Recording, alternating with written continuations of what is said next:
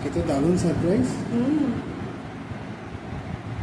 এটা হচ্ছে গিয়ে fried rice homemade authentic fried rice আর চিকেন। আর চিকেন কষা। চিকেনের গ্রেভিটা বোধহয় একটু টানালে ভালো হতো। এবার খাই।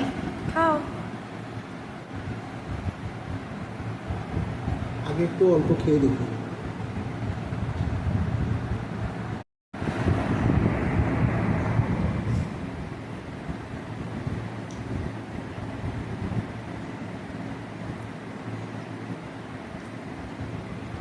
একদম মিনিমাম ঘি, মিনিমাম তেল। এটা বাড়িতে খেলেও কিছু হবে না, হাতে কিছুই লাগছে না। Awesome, thank you. চিকেনটা সেদ্ধ হয়েছে ভালো?